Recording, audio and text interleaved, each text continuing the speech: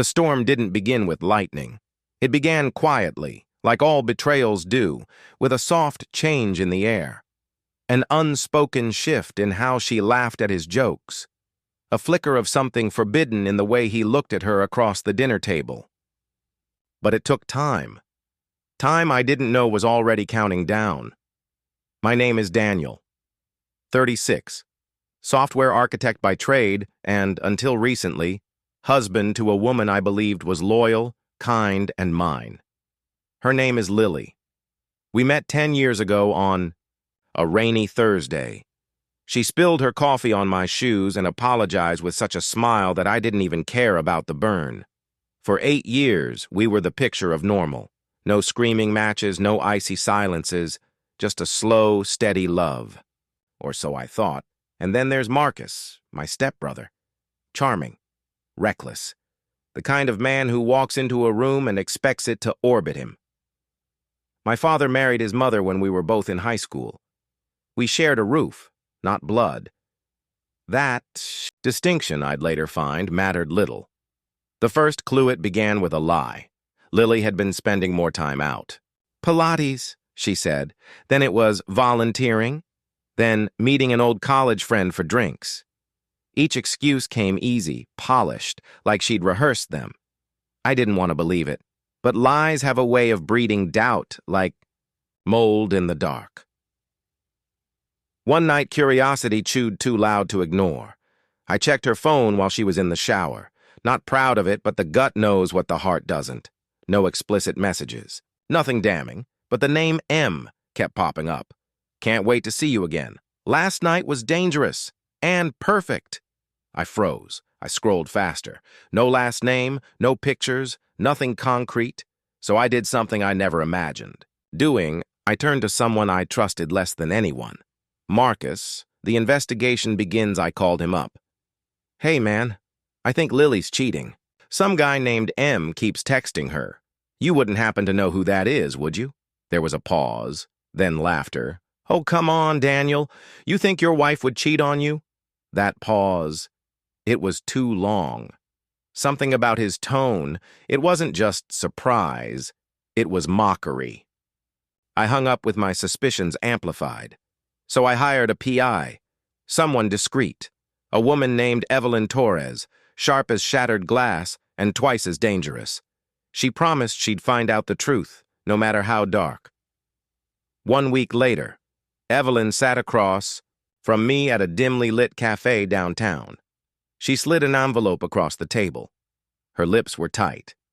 You sure you want to open this here? I nodded. Inside were photographs. Lily, my wife. Her arms wrapped around Marcus in the parking lot behind a hotel, kissing, laughing, entering together. Another photo, Lily, barefoot, wrapped in a hotel robe, standing beside him on a balcony. I stared at the pictures until they blurred. Evelyn said nothing. She knew silence said enough. The pregnancy twist. I confronted Lily that night. She didn't even deny it. I'm sorry, she whispered, tears brimming. It just happened. He was there. You were always working. I was lonely. I stood there, feeling like the floor was gone beneath me. Then she dropped the second bomb. I'm pregnant, Daniel, and I think it's his. The silence that followed was not empty. It was screaming. The parents, I told her I needed space. She moved into a friend's place for a few days. That gave me time to think, plot, breathe. Then I made a decision. Called her parents. We met at their home, Lily's mother in a floral apron, her father in his reading glasses, sipping scotch. I told them everything. The affair, the baby, the betrayal with Marcus, the hotel photos, which I handed to them in a neat folder. Her mother turned pale. Her father's face went crimson. What kind of daughter? He muttered, then stood, shaking with rage. With his stepbrother? Under our roof? At Christmas? I let them rage. I needed them to know. Because in that moment, I wasn't just the betrayed husband. I was delivering the truth they deserved. The fallout word spread fast in our circle. Friends, family. Lily tried to contain the damage, but there was no containing a wildfire. Her mother called her a disgrace. Her father cut off financial support and demanded she move out of their summer house. Marcus? He disappeared. Vanished from social media, phone disconnected. Evelyn later told me he'd run into some complications, something about debts and a very angry woman from Reno. I didn't need the details. I just smiled. The ending and one final twist. 6 months passed. Divorce filed. Assets divided. Lily kept the apartment. I kept my dignity. But then, just when I thought the storm had passed, I received a letter. No return address. Inside was a paternity test. The baby wasn't Marcus's. It was mine. I sat there for hours just staring at that thin piece of paper. At what could have been, but I didn't call her. Didn't write back. She made her choices, and I made mine. I walked to the fireplace, dropped the paper in, watched it curl into ash.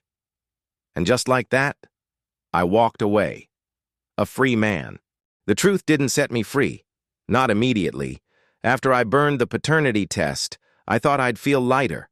I thought the flames would devour all the guilt, pain, and confusion. But as the ashes floated into the fireplace, I realized something chilling. The truth only gave me clarity, and clarity was heavy. I was the father. The child Lily carried, born from betrayal, was mine. The realization didn't come with warmth or nostalgia. It came like a punch to the throat. And suddenly, I had to ask myself, what kind of man walks away from his child, no matter the circumstances? Months later, Lily gave birth to a baby girl, named her Clara, after her grandmother. I heard about it from Evelyn. She still checked in sometimes, said she didn't like loose ends. She's struggling, she told me over black coffee. Lily's living with a roommate, doing data entry for a temp agency. Your father refuses to speak to Marcus. That whole side of the family's broken. I said nothing, but a storm brewed under my skin. Do you want to see the baby? Evelyn asked softly. I shook my head. I want to know she's safe. That's all. But safe wasn't enough. Not for long. Marcus returns. It started with a knock at my door. I opened it to find Marcus, grizzled, thinner, his charm dimmed like a dying star. Can we talk? I didn't punch him, though every cell in me wanted to. I let him in. He walked around my apartment like it was foreign, like the memories we shared in this place had been scrubbed clean. She told me the baby's yours, he said. I stayed, silent. I left because I panicked, because it got messy, because I'm not built for real life, Daniel. I'm built for exits. I poured 2 glasses of scotch, handed him one. I didn't come back for her, he said. I came to apologize, and to tell you something you need to hear. The blackmail. Lily was never supposed to tell you about us, Marcus confessed. It wasn't guilt, it was leverage. I narrowed my eyes. Leverage. She found out Dad put you in his will. A big share. She wanted to convince you to sign it over to her. The plan was to corner you, break you emotionally, then cash. I froze. Ice in my veins, he continued. When you didn't break, she improvised, told her parents, told everyone, played the victim. But it was all part of the con. Until she found out the baby was yours, and that's when everything fell apart. My fingers clenched the glass so hard it nearly cracked. A visit to her parents, I met with her parents again, this time with Evelyn beside me. I need to know if Lily ever mentioned the will, I asked. Her father, arms crossed, nodded grimly. She asked me how much I thought your father had. Said something about setting Clara up for life. At the time, I didn't think anything of it. Her mother dabbed her eyes. She's not the girl we raised, Daniel. We failed you too. No, I said quietly. She failed herself. The final confrontation. I showed up at her apartment unannounced. Clara's soft cries echoed from the next room. Lily opened the door, barefoot, exhausted. She didn't look like a villain. She looked like a ghost who used to be someone I loved. I know everything, I said. The blackmail, the manipulation. Marcus told me. Her face went pale. I didn't want to hurt you, she whispered. Then you shouldn't have chosen money over love. I made a mistake. No, I said. You made a calculation. You gambled with people's lives, with mine, with our daughters. She backed against the wall, eyes glossy. What do you want? She asked. I pulled out an envelope and handed it to her. Inside was a legal document. Shared custody. No child support. I'll be in Clara's life, I said. Not because of you. Despite you. Her lips trembled. You still want to be a father? After everything? Yes, I said, because she's the only part of this mess that's innocent. I looked around the room one last time, and this is the last time I'll ever speak to you as a man who loved you. 1 year later, Clara turned 1 in the spring. I see her every weekend. We feed ducks at the park. I read her books about animals and stars. She laughs like Lily used to before the lies. Marcus moved to Portland. Working construction. Said he's clean now. We don't speak much, but we don't fight either. As for Lily, she exists like a shadow in the periphery. She sends updates, sometimes a picture, always formal, always distant.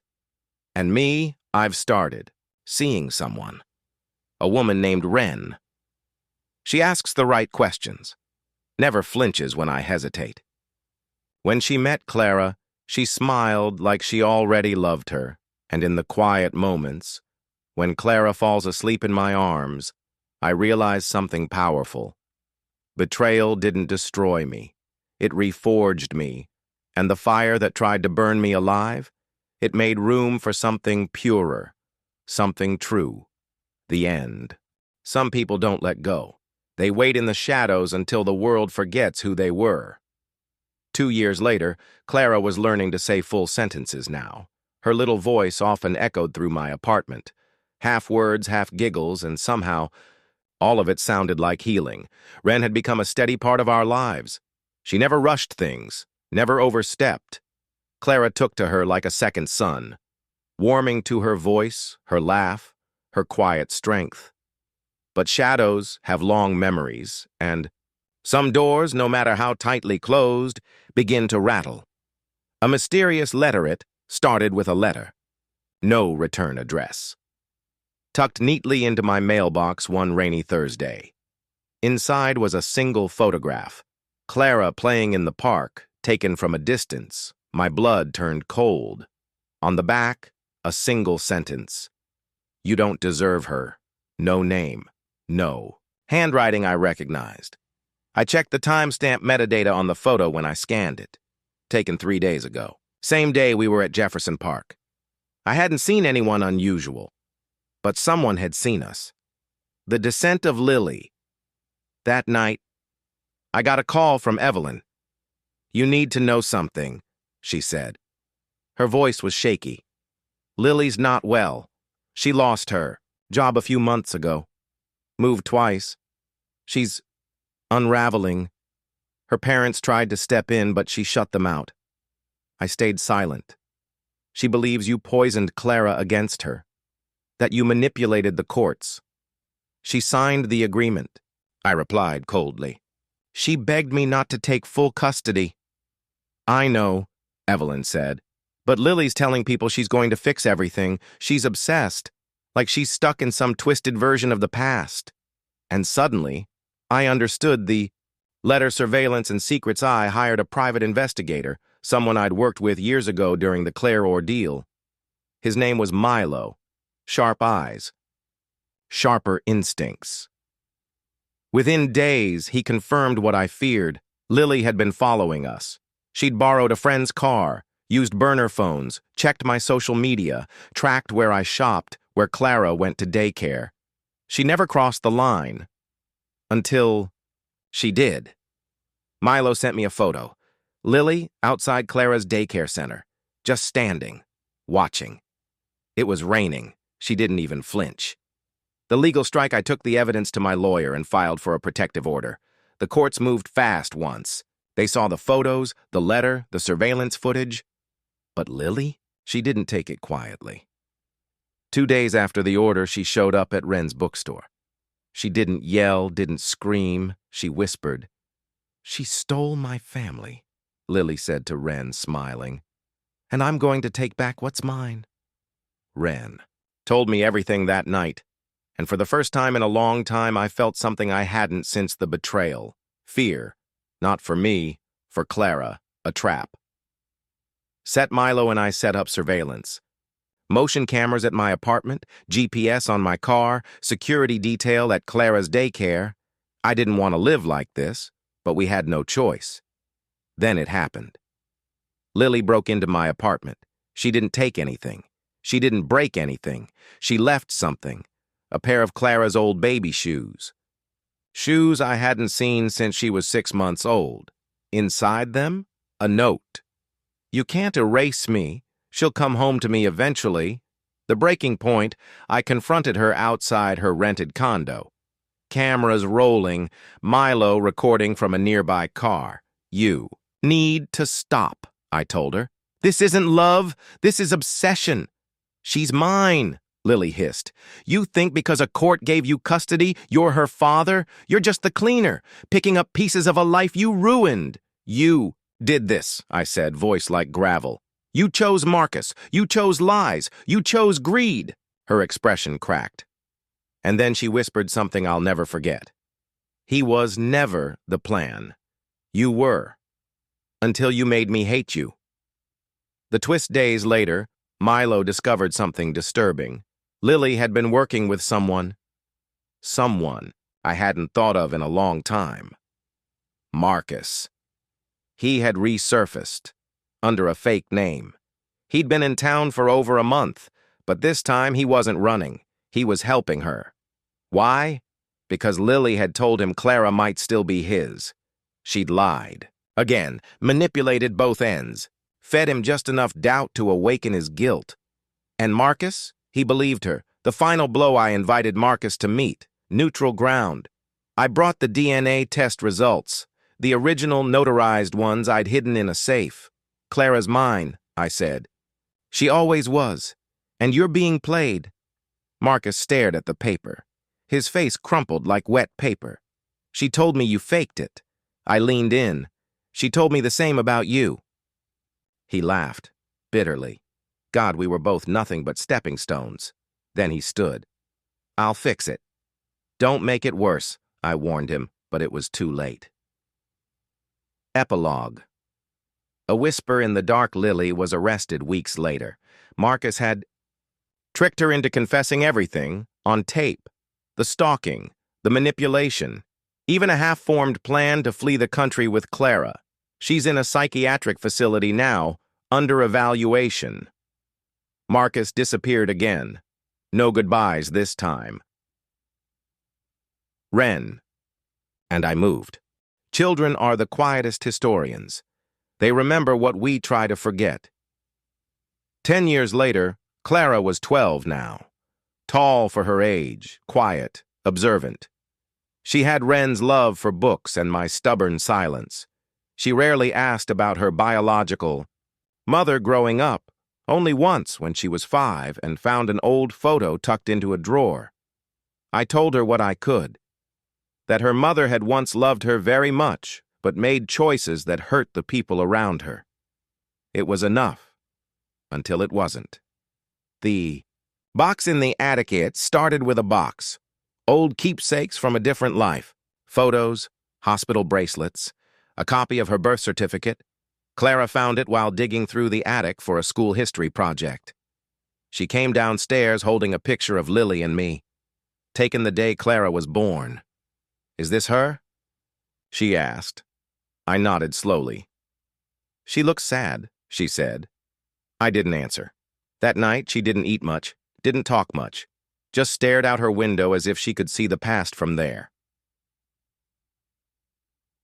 The first lie.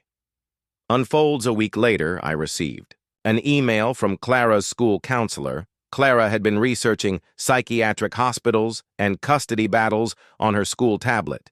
She'd also looked up Lily's name. She wants to meet her, doesn't she? Wren said gently as we sat across from each other at the kitchen table. I think she needs to, I replied. Wren looked away. You're not afraid she'll resent you for hiding it? I didn't hide it, I said.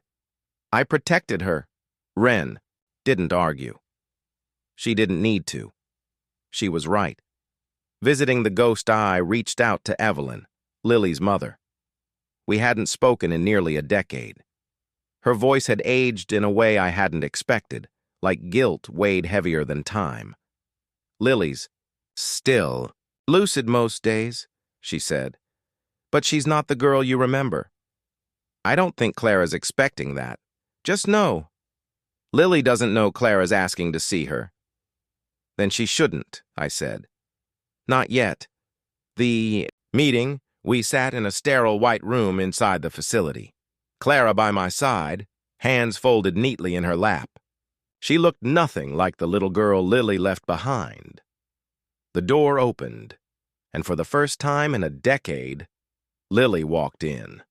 Her hair was gray at the roots now, her eyes sunken, but she still carried that sharp, coiled tension like a blade barely sheathed. She looked at Clara, and the world went still.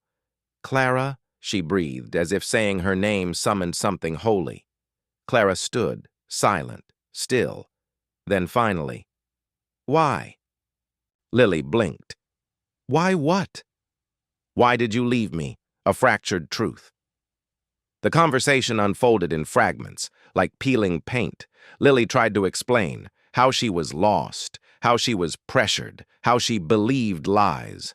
But Clara didn't flinch. You lied, she said. To Dad, to Marcus, to everyone. Lily's smile broke. I was trying to fix it, but everyone gave up on me. You gave up on yourself, Clara whispered. I felt something tighten in my chest, like time folding over itself. Then Clara turned to me and said, Can we go home? Now? The notebook. That night, Clara knocked on my door and handed me a notebook. I've been writing, she said. Inside were sketches, letters. One page had a list. Truth, lies, what Dad said. What I want to believe, I asked if I could read it. Not yet, she said. I'm still figuring it out. A twist in the blood weeks past. The silence between us healed into something stronger. Then one evening, Clara stood in the doorway of my office. I did a DNA test, she said quietly. My heart stilled. What? I ordered one online. I wanted to be sure. About Marcus. I stood slowly. And? She opened her phone, showed me the results. 9% match. My knees almost buckled. I just needed to know, Clara said. Because if he was, I might have needed to find him too. But he's not, I said. I told you. I know. But now I believe it. The final revelation. The next day, I received a letter in the mail from Marcus. No return address, no way to track it. Inside, I saw her. She looks like you. She doesn't need me, that's enough. And a photograph of Marcus standing in the distance, watching from across a street as Clara and I walked into a bookstore. The timestamp was from 2 months ago. Full circle. Clara turns 13 tomorrow. We're planning something small. Just a few friends, some music, and her favorite cake. She's begun writing a story of her own. She won't let me read it yet. But I know it's about a girl with too many truths and a father who kept some secrets because the world sometimes needs filters to stay kind. She asked me yesterday, "Do you think Lily ever really loved me?" I didn't know what to say, so I just told her the truth. I think she loved what you meant, but she never learned how to love you the way you deserved. Clara nodded, then smiled softly. Good thing someone did. Sometimes the past doesn't just knock, it picks the lock and lets itself in. 17. Now Clara had grown into herself. Confident, clever, sharp around the edges. She took up photography. Said she liked capturing moments people tried to hide. A quiet rebellion, maybe. A reflection of everything we'd both lived through. I thought we were past the danger, past the ghosts, but ghosts don't fade. They wait. And sometimes they write letters. The package A week before Clara's 18th birthday, a package arrived. No return address. Just her name, handwritten in precise, almost mechanical penmanship. She brought it into the kitchen and set it on the table between us. "You expecting something?" I asked. She shook her head. "But I know who it's from." I didn't have to ask. Marcus. Inside the package was a sealed envelope, a USB flash drive, and a Polaroid photo of a woman standing on the edge of a cliff. It was Lily, aged, weathered, but unmistakable. Clara opened the envelope slowly, reading aloud. "To Clara, you are owed the truth. All of it, not from your father, not from me, but from her. This drive contains a confession recorded before Lily died. I don't ask for forgiveness, only understanding. M." The confession. Clara plugged in the USB and clicked on the only file inside, Lilith Redemption.mp4. The video began with static. Then Lily's face filled the screen. She looked older than I remembered. Her hair was streaked white, eyes dimmed like candlelight behind smoke. She was sitting in what looked like a hospital bed. The background hummed with the sound of distant machines. She began to speak, soft, deliberate, mechanical. "To my daughter, Clara, I know I don't deserve to speak to you, but the truth has claws, and I can't die without letting it out. What your father doesn't know, what Marcus doesn't even know, is that there was someone else." I felt the room tilt slightly. Lily continued. "His name was Dean, a co-worker. He manipulated me, made promises. He vanished after I told him I was pregnant. I lied to Marcus about paternity because I couldn't handle the truth myself. I ruined everything, every single connection, my marriage, my sanity, my body. I tried to protect myself by blaming others. Clara, you were never the mistake. You were the only thing I did right. I'm sorry. I'm so sorry." The video ended, with her staring into the camera, lips trembling. A tear fell. Then the screen went black. Silence in the aftermath. Clara didn't cry. Didn't scream. She just stood and walked outside, barefoot into the cool evening, and sat on the back porch swing. I followed her, sat beside her. "I'm not angry," she finally said. "I just feel hollow." "You don't have to forgive her," I said. She nodded. "I don't think I will, but I understand her now, and I think that's enough." We sat in silence, watching the night stretch wide. The envelope beneath my door. 2 days later, another letter arrived, this time addressed to me. Typed, cold, calculated. "You should have let her see Clara again before she died. She begged me over and over. You denied her that closure, so I gave her something else, a final confession, a truth you couldn't control. I am not done." M. I folded the paper once, then again, set it in the fireplace, and lit a match. Clara's revelation. A week later, Clara sat me down. "I want to find Dean," she said. I blinked. "Why?" "Closure, curiosity. Maybe both," I hesitated. "Even if he never wanted to be found. I need to know what part of me came from him." She smiled faintly. "You're my father, but you know me. I like to finish puzzles." I swallowed. "Then we'll do it together." New blood, old secrets, using her tech-savvy brilliance. Clara tracked down a list of people Lily had worked with in her final year at the firm. Cross-referenced with facial recognition pulled from old photos and social media footprints. It took 3 weeks. Then she found him, Dean Whitmore, married, 2 kids, living in Nevada. A financial advisor with a clean record and a nearly sterile digital presence. We debated what to do. Clara made the call.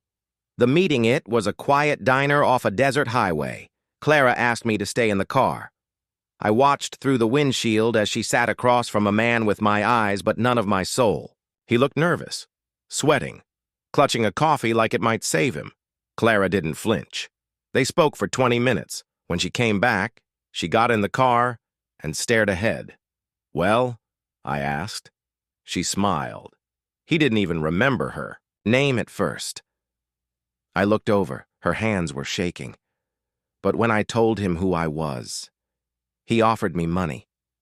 I nearly opened the door to go back inside. Clara stopped me. "No, it's okay. He gave me the only thing I needed." "What's that?" Her voice was calm. "Proof he's nothing, and that I'm everything in spite of him. Closure comes in pieces. Clara started college a year early. Psychology major. Said she wanted to understand how people fall apart and how they build themselves back up. She never spoke to Dean again.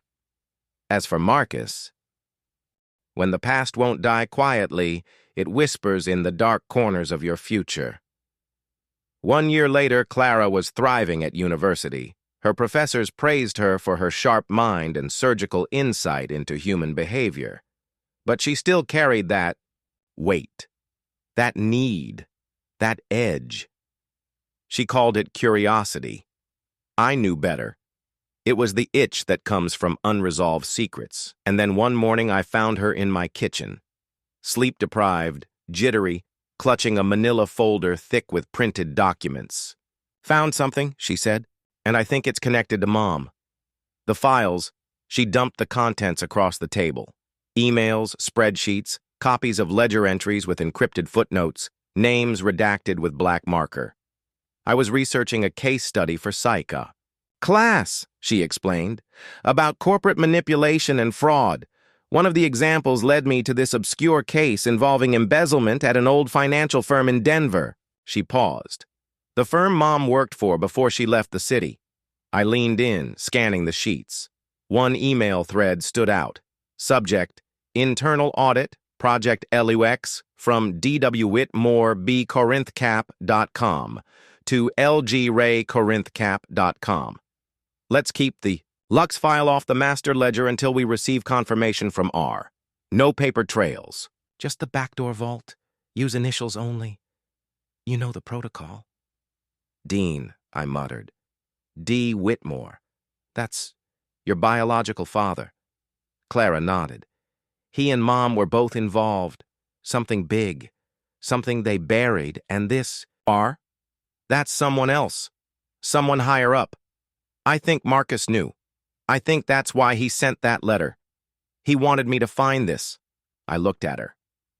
"You think Marcus is helping you?" "No," she said darkly.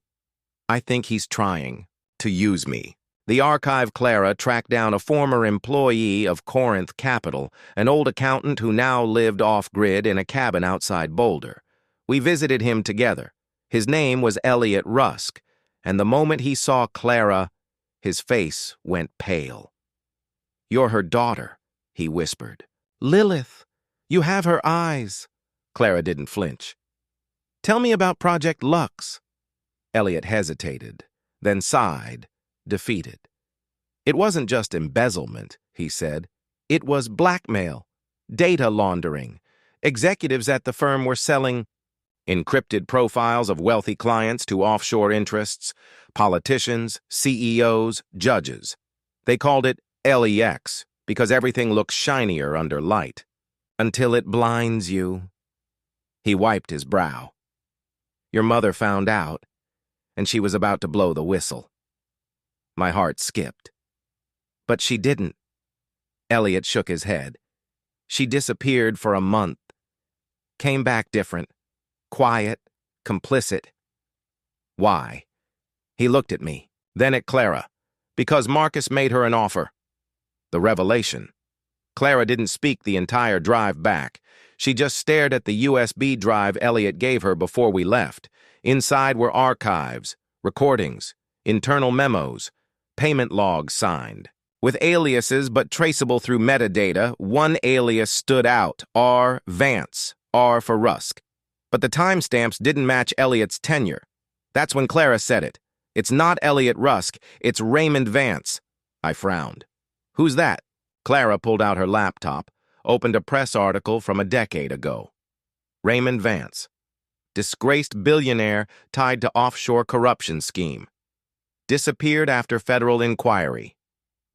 That's your R, she whispered. That's the one who paid Mom off. That's the one who still has the data. The chase begins a week later. Clara vanished. No note, no call, just a series of encrypted voice messages sent to me every 24 hours. I found someone in Zurich who used to move funds for Vance. He's scared, but he's talking. Mom's involvement runs deeper than I thought. Marcus might have blackmailed her, but she made her own choices. If anything happens to me, go to the lockbox in my dorm.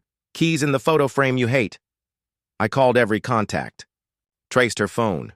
Nothing. Until I got a postcard. A black and white photo of a bridge in Vienna. On the back. Truth is a ledger. Someone always owes. See. The twist in the shadows. She returned 2 days later. Bruised. Thin. Changed. And she wasn't alone. Marcus walked in behind her. Older, thinner, eyes glassy from painkillers and guilt. I reached for the bat near the door. Clara stopped me. Don't. He saved me. Marcus sat across from me like a ghost confronting his sins. I'm dying, he said. Lung cancer. Karma, right? He coughed into a handkerchief. Red. Wet. I wanted her to find the truth before I was gone. Because you wouldn't let Lily see her again. But it was never about revenge. It was about the file. Lux. He handed me a thumb drive. This is the real one. Names, numbers, account trails. Enough to bury the people who killed Lily. I stared. She was murdered? Marcus nodded. She didn't overdose. They made it look that way. Vance's men did it when she tried to leak LUX to a journalist in Prague. I got there too late. The final ledger, we went public. Clara, brave as fire, testified before a closed federal inquiry. The names in the LUX file sent tremors through high offices. A few arrests, more resignations.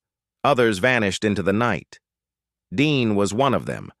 Disbarred, hiding in some island without extradition. Raymond Vance, still missing, still dangerous. But Clara. Clara was becoming a legend. Epilogue. Marcus died a month later. He asked for no funeral, no headstone, just a letter left behind. I never knew how to love anyone right, but I knew Clara deserved the truth. I hope that counts for something. We buried his ashes in a quiet grove where the sun never judged. As for Clara, she graduated early, was already fielding offers from intelligence agencies and think tanks, but she had other plans. I want to start something, she told me. An agency for people like us, people betrayed by secrets. I smiled. Redemption Bureau, I joked. She paused, then nodded. Yeah, that's got a nice ring to it. Every secret is a wound. Every wound carries a voice, and some voices refuse to stay buried. 3 months later, Washington, D.C. Clara's office was nothing like the sleek intelligence hubs she'd been invited to join. No bulletproof glass. No government seals. Just a converted brownstone on a quiet street in D.C., bookshelves stacked with old files, coffee rings on oak desks, and a whiteboard covered in thread-like connections between people in powerful places. The Redemption Bureau was born, its purpose, to investigate the unseen betrayals. The ones too tangled, too personal, or too politically dangerous for law enforcement to touch. And it didn't take long for the first case to land on their doorstep. The email. The message was simple. Subject, Red Oak Church. Look closer. From Wraith 47 Tuda.io. They know what your mother knew, and they know you're coming. Attached was a grainy photo, a woman in a gray coat, looking back at the camera in front of a white-columned church. Clara zoomed in. "That's not just any church," she muttered.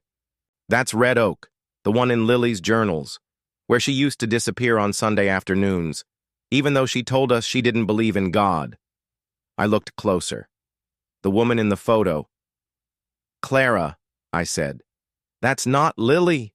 She looked up at me, face pale. "No, but she's wearing Lily's necklace." The Red Oak enigma Clara and I drove down to Ashland, Virginia, a sleepy southern town frozen in time, its streets flanked by oak trees and whispers. Red Oak Church sat atop a hill like a crown on a ghost. No congregation, no pastor, just boarded. Doors and a rusted lock, but behind the church was something stranger, a basement. One we were told didn't exist. We broke in.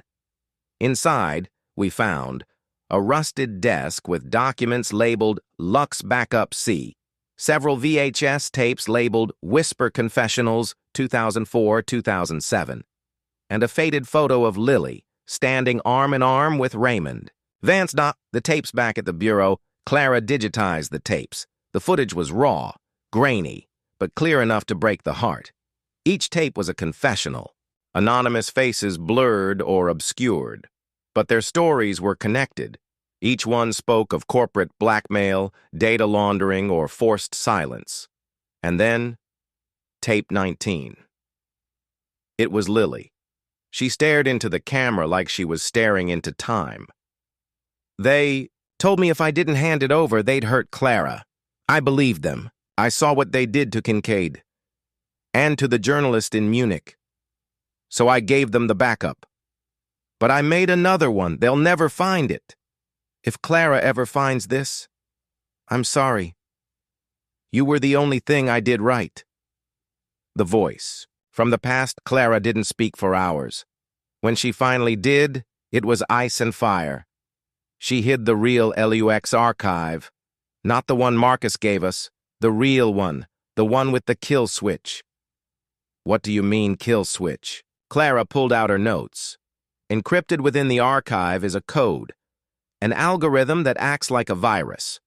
Once released, it won't just expose names, it'll shut down entire financial pipelines, offshores, shell corp, even back-channel espionage. Networks," she looked up. "It could collapse people like Vance, maybe even nations." A visit from the ghost. That night, someone broke into the bureau, but they didn't take anything. They left something, a note, handwritten, tucked inside an old LUX folder Clara had left open. "She's not dead. Lily's alive. But if you don't, stop now, you'll kill her for real." RV Raymond Vance. Unraveling the unthinkable. We followed the only lead we had, a small town outside Zurich. The same one Clara had visited during her earlier investigations. This time we found something new, a hospice, and in one of its long-term private wings, guarded by unmarked security, Lily, alive, comatose. Fingernails painted the same sky blue Clara, remembered, a feeding tube, a faint scar near her temple. And next to her bed, a photo of Clara at age 5 taped to the wall. The truth comes crashing. The doctor explained it clinically. Your mother's coma was induced, preserved, some kind of neurological freeze, state-of-the-art, paid in full, by a Swiss trust fund. All bills signed by one anonymous sponsor, Eidolon Consulting. I looked at Clara. She was already a step ahead. Eidolon was the shell firm Vance used to funnel the LUX payments. It was all a lie, her death, her overdose, her funeral. Raymond Vance had kept Lily in stasis, either out of guilt, leverage, or, worse, as a fail-safe. Clara's choice back at the bureau, Clara opened the duplicate Lily had hidden, the true LUX archive. We stood in silence as the files decrypted. The entire globe glimmered on the digital map, Nodes of corruption pulsing like infected veins, one command, one upload. The entire system would collapse. And yet, Clara hovered over the enter key. She turned to me. "If I release this," she said, "Mom dies. For real. Vance made that clear." She looked down. "But if I don't, this all continues. The secrets, the pain, the betrayals." She paused, then whispered, "What would you do?" "When faced with two evils, you don't choose the lesser. You create a third path and make them both pay." 12 a.m. The Redemption Bureau. Clara's finger lingered above the enter key like it weighed 1,000 pounds. Outside, the city was asleep. But in this dimly lit room, truths buzzed like hornets behind the monitor. She whispered, "We could end them all. Vance, Eidolon, everyone who's used LUX to hide, manipulate, destroy." I didn't say a word. She looked at me. Really looked. "You think I should do it, don't you?" I stepped closer. "No, I think you want to survive this, and pressing that key doesn't end it. It starts a war we're not ready for." Clara stared at the flickering map. Then, like a shadow peeling off her soul, she lowered her hand. Not yet. The third path, instead of a detonation, Clara initiated something else. The Cascade Protocol, a silent tracking web spidering through the dark infrastructure LUX was built on. It wouldn't expose everything, not yet, but it would start collecting leverage, names, habits, coordinates, passwords. "Let's bleed them first," Clara said coldly, "one secret at a time." A letter from Raymond Vance. 2 days later, a sealed envelope arrived, hand-delivered by a courier who vanished before we could even question him. It was written in a tight, elegant script. "Clara, you were always the blade Lily feared. But remember this. Burning down a fortress can still bury the innocent under rubble. You want her awake? You want answers? Then meet me in Prague, alone." RV tucked inside the letter was a key card to a facility named Wieczność, Czech for eternity, and a thumb drive labeled Archive, Project Helix, the bombshell. The files contained surveillance logs, communication intercepts, and medical trials. What shocked us both? Lily wasn't the only one. Project Helix had 11 subjects, all women, all former insiders to corporate espionage networks. All neutralized and put in induced comas at Wieczność. It was more than blackmail. It was a living archive designed to preserve and silence the minds of those who knew too much. Prague, the baited trap. We arrived in Prague under aliases, guided by Clara's burner network. The facility sat beneath a defunct cathedral, off-grid, guarded by ex-military ghosts who didn't blink when you stared too long. Inside, the scent of sterile horror clung to the air like old smoke. We found Raymond Vance in a glass observation room surrounded by blinking monitors, soft jazz playing from a gramophone. He didn't look like the man Clara remembered. He looked tired. And then he spoke.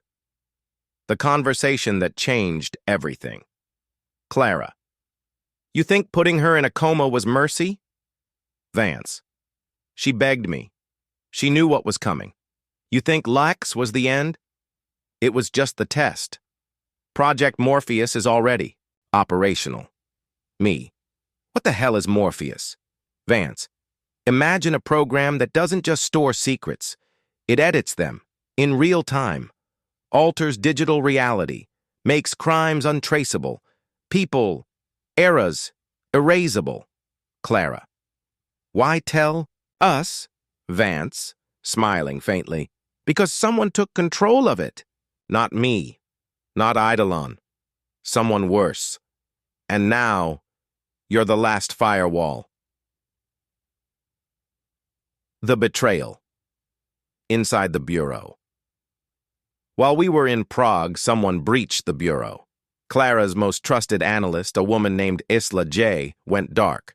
Her desk had been wiped clean. Surveillance shows her walking out at 3:12 a.m., carrying a single briefcase. The LUX Cascade seed, the one slowly bleeding secrets, was gone. She left behind one chilling message, scrawled in pen on the back of a napkin. She's waking up, and she remembers everything. Lily opens her eyes. Zurich, April 4th, 6:46 a.m. Lily opened her eyes. No panic. No confusion. She whispered one word. Clara. Then she looked at the nurse and asked calmly, "How long was I out?" The nurse answered, 17 years. Lily blinked. Then she said, "Good. That means I'm ahead of schedule." Final scene. The return of the shadow back at the bureau. Clara returned to her office and found an envelope waiting. Inside, a single photo, me and Clara, in the Prague facility, taken from above. At an angle only someone on the inside could get in a note. The game never ended. It just moved to a new board. Isla. When a ghost returns with a pulse, the dead no longer rest easy. 49 a.m. Zurich Recovery Facility, Switzerland. Lily sat upright in the hospital bed. Machines beeped in quiet confusion, as if uncertain whether to celebrate or sound the alarm. Her pulse was steady. Her thoughts were sharper than they'd ever been. The nurse, still stunned, asked, "Would you like to call someone?"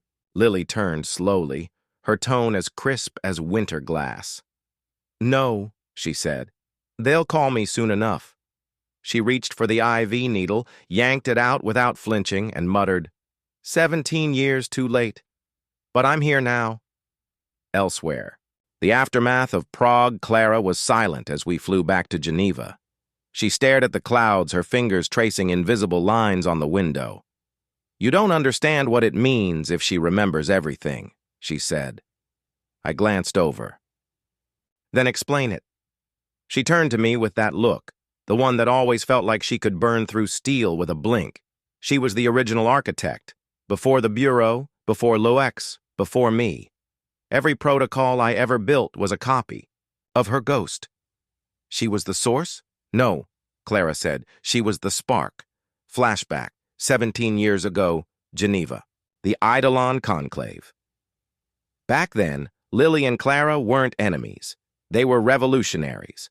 Together, they drafted a program that could decode encrypted truths across any network on Earth, something that could expose black sites, war crimes, secret banking, and deep state control systems. They called it Project Threshold, until Eidolon got wind of it, until the betrayal.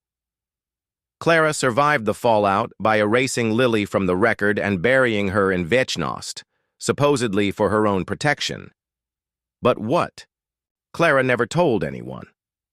Was that Lily volunteered to go under, and she hid something in her own mind, a buried failsafe no one else could access. Until now. Back to Zurich, reunion in shadows. Lily stepped out of the clinic that night. Dressed in gray, face calm, eyes dangerous, a sleek black sedan pulled up, tinted glass, no license plate. She got in without hesitation. Inside sat Isla J. "You look good for a woman erased from the world," Isla said, smirking.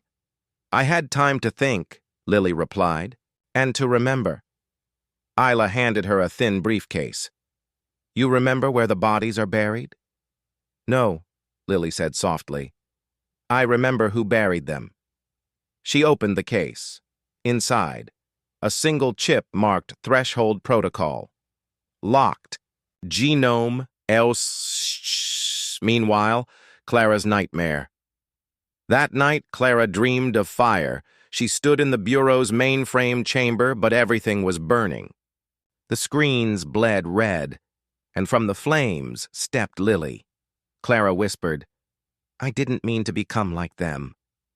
Lily only smiled, her voice layered in echo.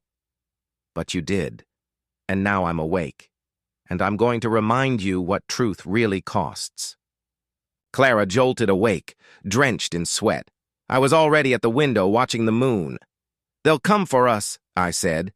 "They won't find us," she replied. But even she didn't believe it. Clandestine broadcast. The world blinks the next. Morning, millions of devices, phones, TVs, airport displays, smartwatches, blinked simultaneously, static. Then an old photograph of Clara and Lily, arm in arm, smiling before the fall. A woman's voice echoed across the globe. "They erased me, they poisoned truth, they told you to forget. I remember everything. My name is Lily Hart, and this time, I'm not alone." To be continued. Which path do we take next? Threshold protocol, dive into the buried program that can unravel the world's secrets and rewrite its power structures.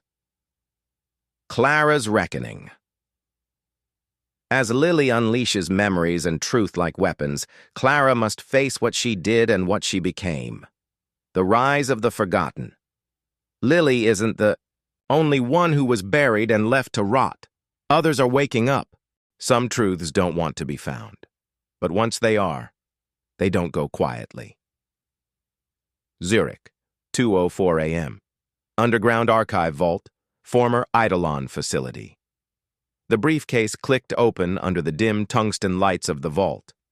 Lily removed the chip, cold, smooth, deceptively simple. But its weight in her palm was nuclear. Isla J. stood beside her, unusually quiet. "You sure it's intact?" Isla asked. Lily didn't blink. "I embedded it in a copy of my own neural lattice. Clara couldn't destroy it even if she tried. She never understood the biological encryption layer." "And what exactly does it unlock?" Isla asked, folding her arms. Lily looked at her, not with suspicion, but with a sobering calm. "It unlocks everyone's lies. The program's design. What was Threshold? Threshold was never meant to expose one person. It wasn't created to bring down just a corrupt politician or a single shadow agency. It was an organic, cognitive filtration engine. Plugged into the world's digital backbone, it could detect, isolate, and reconstruct intent behind coded language, emails, texts, financial records, voice calls. Not just what someone said, but what they meant to hide, but it came at a cost. The user had to interface directly with the stream, immersing themselves in every secret, every betrayal, every backroom deal. It could shatter a mind. It had shattered Lily's mind once, but now she was rebuilt, and she wanted revenge. Meanwhile, Clara's contingency in an unmarked bureau facility buried beneath the French Alps, Clara stood before an obsidian console. She knew Lily would move fast. She was counting on it. "Activate." "Argus 6, she commanded. Her deputy blinked. "You're sure? Argus was shelved for ethical violations?" Clara turned slowly, her eyes cold. "So was I." He nodded and keyed it in. Deep in the servers, Argus 6, an AI born from paranoia and shaped by Clara's worst fears, woke up and began watching. Everyone. Back at the vault, Lily's activation. Lily lay back in the neural harness. Her eyes fluttered shut. The chip was inserted into the console beside her. Isla synced the biometric feed, hesitating only once. "Once you go in, I know," Lily cut in. "If I don't surface in 6 hours, wipe the vault." "You really think Clara still has that much power?" Lily looked up, and for a flicker of a moment, her voice softened. "Clara doesn't need power. She has regret. That's far more dangerous." Then she went under, and the world, for a moment, shivered. The stream, Lily's descent into the digital abyss. Imagine all the world's lies, all its secrets, all its whispers, pouring in at once, voices layered over voices. Text threading through images, memories tangling with digital footprints. Lily wasn't just watching, she was remembering. Clara's betrayal at the Eidolon conclave, the deal her stepbrother made to sell off her family's biotech patents.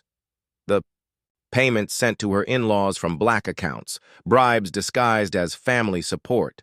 the false fertility reports, the manipulated pregnancy test, and then her own son.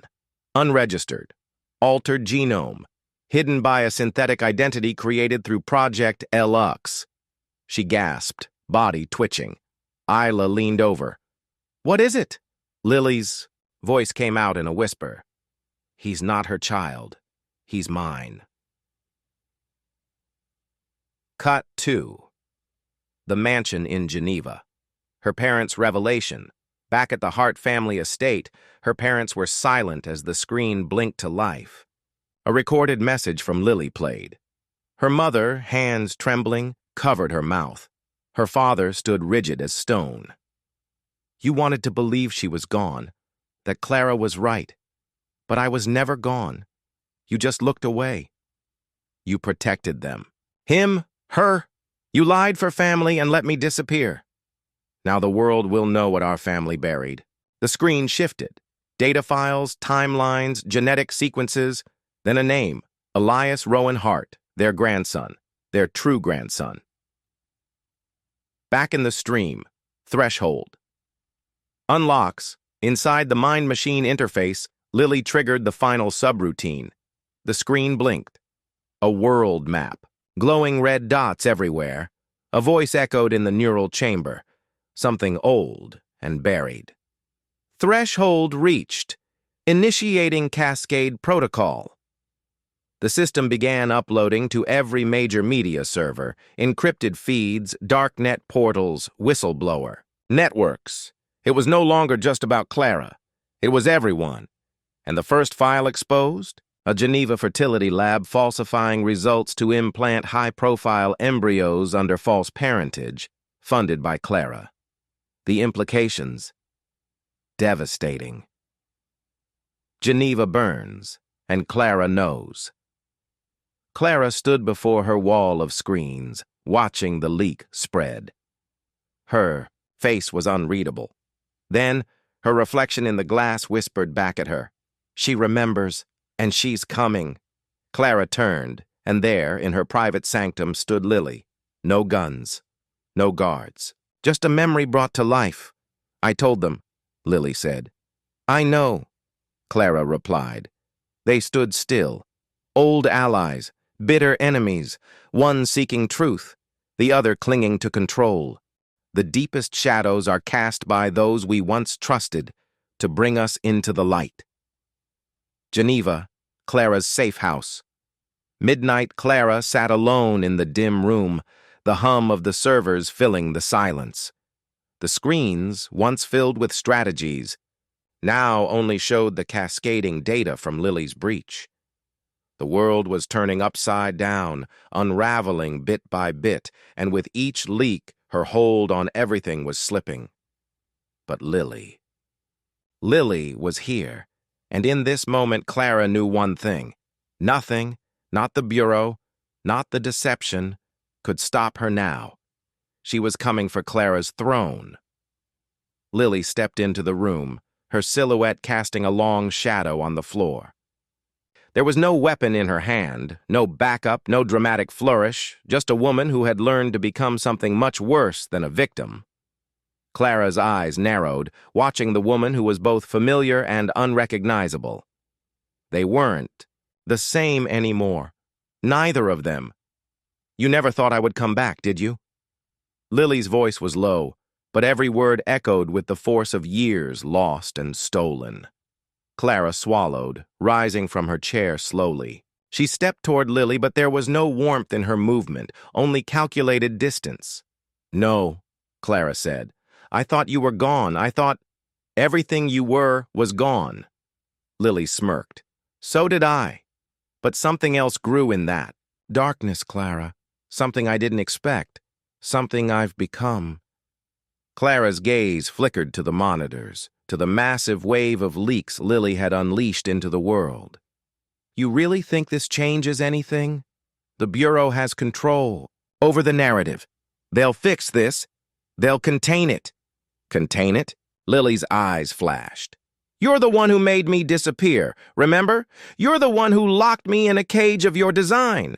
Don't think you can control this anymore. I know too much. We know too much. Flashback. The betrayal unfolds years ago. Before the betrayal, before the lies, there had been a promise. A shared dream, forged in the fires of ambition. Lily had been Clara's partner. They had crafted plans to build something extraordinary. A project that would redefine the rules of power, a network of influence so deeply embedded in the fabric of global systems that it would reshape everything. But the line between allies and rivals had always been thin. Clara had watched as Lily pushed boundaries, always more daring, more willing to risk everything for the future they'd promised each other.